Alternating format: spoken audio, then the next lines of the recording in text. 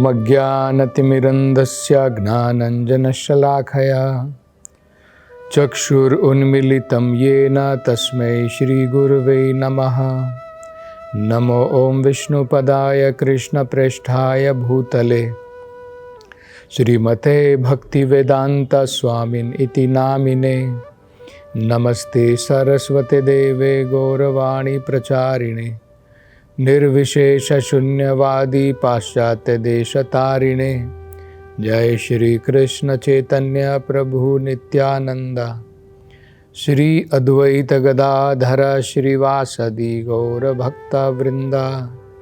हरे कृष्णा कृष्ण कृष्णा हरे हरे, हरे राम राम राम हरे हरे। हरे कृष्णा। अब आगे शुकदेव गोस्वामी जी महाराज परीक्षित को, उन्होंने पहले जड़ा भरत जी, भरत महाराज और उनके तीनों जीवन के बारे में बताया। महाराज रहुगुण को कैसे जड़ा भरत के उपदेशों के द्वारा देहात्मा बुद्धि से वो बाहर निकल पाए, ये सब समझाया। अब आगे परीक्षित महाराज को भरत महाराज के वंशजों के बारे में, भरत महाराज जो हैं, जो बाद में जड़ा भरत बने थे, ये कौन से वंश में आ रहे हैं? ये महाराज प्रियव्रता के वंश में आ रहे हैं। तो महाराज प्रियव्रता के वंश में ही आने वाले भरत महाराज के बारे में तो बता दिया। अब आगे उनके वंशों में और कौन कौन महान राजा आए, अब उसके बारे में वर्णन प्रारंभ करते हैं। तो कहते हैं, महाराज भरत का एक पुत्र था जिसका नाम था सुमति। ये जो उनके पुत्र थे सुमति, इन्होंने अपने दादा ऋषभ देव जी, उनकी शिक्षा का पालन किया। तो महाराज भरत के एक पुत्र थे सुमति, जिन्होंने अपने दादा ऋषभ देव जी, उनकी शिक्षाओं का पालन किया। अब ऋषभ देव जी ने जो शिक्षाएं दी थी, उनका जब हम सही प्रकार से पालन करते हैं, उनकी नकल नहीं, उनकी शिक्षाओं का पालन बहुत महत्वपूर्ण है। तो हम आत्म साक्षात्कार को प्राप्त कर सकते हैं। और अगर हम उनकी शिक्षाओं का पालन ना करके उनकी नकल करते हैं, जैसे शुकदेव गोस्वामी जी ने बताया था, राजा अरिहंत एक ऐसा राजा था जिसने क्या किया था, उनकी शिक्षाओं का पालन नहीं किया, ऋषभ देव जी की नकल की, और वो बाद में एक अलग धर्म के रूप में, जो वैदिक धर्म के विरुद्ध है, उस धर्म के रूप में पनपने लगा। यहां पर भी कुछ ऐसा हुआ। महाराज सुमति ने तो भली भांति ऋषभ देव जी की शिक्षाओं का पालन किया, लेकिन कुछ मूर्ख लोगों ने, उनको लगा कि महाराज सुमति जो हैं, ये बुद्ध जी के अवतार हैं, और बुद्ध जी जो हैं, कलयुग के अंदर में उनका सबसे महत्वपूर्ण कारण आने का क्या है कि वो जो लोग अनेकों प्रकार के पाप कर्म कर रहे हैं, वेदों के नाम पर, कलयुग के अंदर में ब्राह्मण जो है वो क्या कर रहे थे, उन्होंने कहा कि वेदों में कहा है कि हम पशुओं का बलिदान कर सकते हैं। तो पशुओं की बलि चढ़ा करके उनका भक्षण करना प्रारंभ कर दिया था। मंदिर जो है लगभग कसाई खाने बन गए थे। उसके कारण भगवान ने, जो सभी जीवों का हित चाहते हैं, कुछ समय के लिए इन मूर्ख लोगों को वेदों से अलग करने के लिए एक प्रकार से नास्तिकता का रास्ता अपनाया और उन्होंने कह दिया अहिंसा परम धर्मा, और उन्होंने कहा कि वेदों को मैं नहीं मानता। स्वयं भगवान है, बुद्ध के अवतार में किसी कारण से उन्होंने लोगों को वेदों से अलग किया था। वो कुछ समय मात्र के लिए था, लेकिन यहां पर हम देख रहे हैं कि राजा सुमति के समय में कुछ मूर्ख लोग ऐसे थे जिन्होंने सोचा सुमति जो है वो बुद्ध जी के अवतार हैं, और जैसे बुद्ध जी ने एक प्रकार से कहा था कि मैं वेदों में विश्वास नहीं करता और तुम्हें वेद देखने की जरूरत नहीं है, जो मैं कहता हूं वो करो, तो इन्होंने भी इस प्रकार का कार्य प्रारंभ कर दिया। वेदों के विरुद्ध अनेकों प्रकार के पाप कर्म करना और अपने पाप कर्मों को इनकी शिक्षाओं के द्वारा कहना कि हम जो इन्होंने शिक्षाएं दी हैं राजा सुमति ने, इनके द्वारा ये सही है, और इस प्रकार से नास्तिकतावाद का प्रचार करना, ये कार्य जो है कुछ मूर्ख लोगों ने किया। तो शुकदेव गोस्वामी जी उसके बारे में बताते हैं। आगे वो कहते हैं इन्हीं के वंश में आगे एक और महान राजा हुए जिनका नाम था प्रतीहा। तो उनके बारे में बड़े महत्वपूर्ण शब्दों के द्वारा वो समझाते हैं कि महाराज प्रतीहा किस प्रकार से बड़े महान थे। तो कहते हैं अनुसस्मार महापुरुषम, अनुसस्मार महापुरुषम। देखिए, अनु का मतलब होता है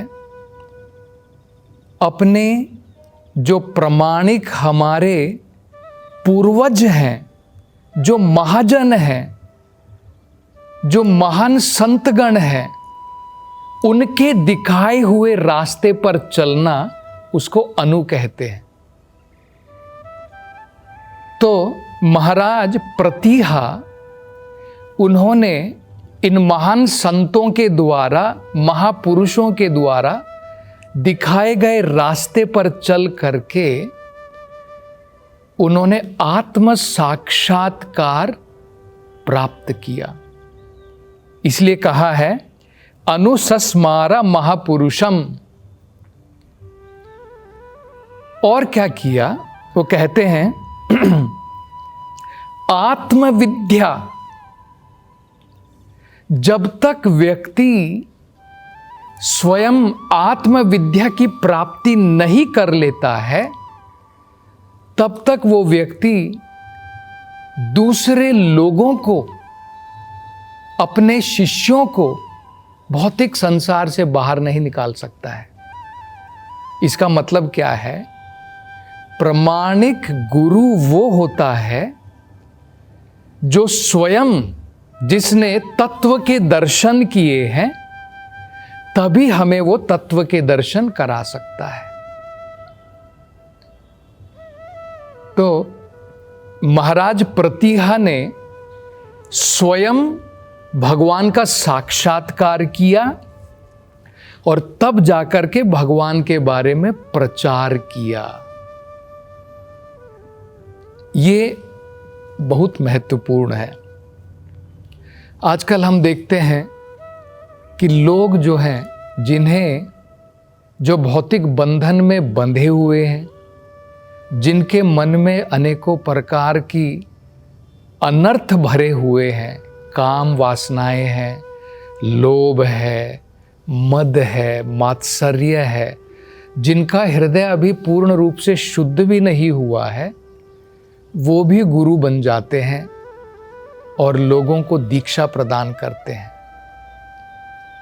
जब तक व्यक्ति पूर्ण रूप से हृदय से शुद्ध नहीं हो जाता है, जब तक व्यक्ति ने आत्म साक्षात्कार नहीं कर लिया है, जब तक साक्षात भगवान के दर्शन नहीं कर लिए हैं, तब तक वो दीक्षा गुरु नहीं बन सकता है। हम शिक्षा के रूप में लोगों को ज्ञान दे सकते हैं जितना ज्ञान हमको आता है।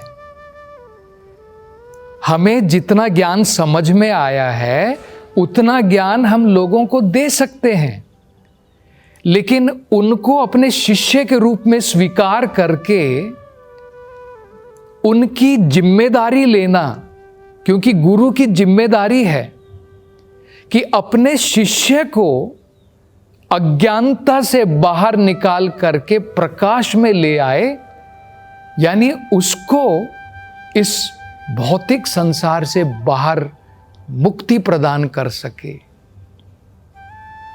तो जब तक व्यक्ति स्वयं स्वतंत्र नहीं हो गया है, स्वयं मुक्त नहीं हो गया है, तब तक दूसरे लोगों को कहां से मुक्त कराएगा।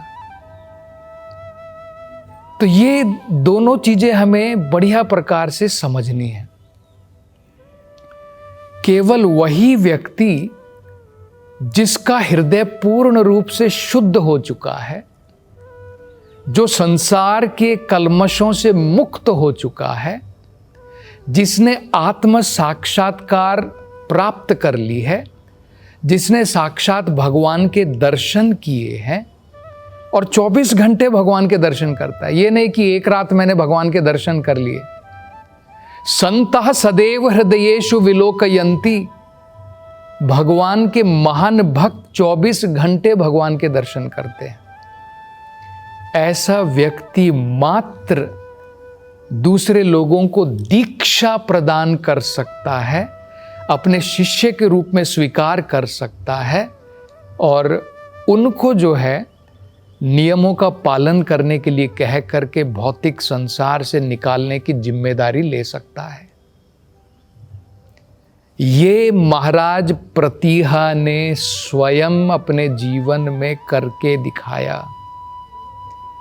स्वयं उनको आत्म साक्षात्कार होने के बाद उन्होंने ये ज्ञान लोगों को प्रदान किया। भगवत गीता में स्वयं भगवान भी ऐसा ही बताते हैं, उपदेक्ष्यन्ति ते ज्ञानम ज्ञानिना तत्वदर्शिना। अर्जुन को कहते हैं, हे अर्जुन, तत्विधि प्रणिपातेन, अगर तुम ज्ञान प्राप्त करना चाहते हो तो क्या करना है, उसकी विधि क्या है।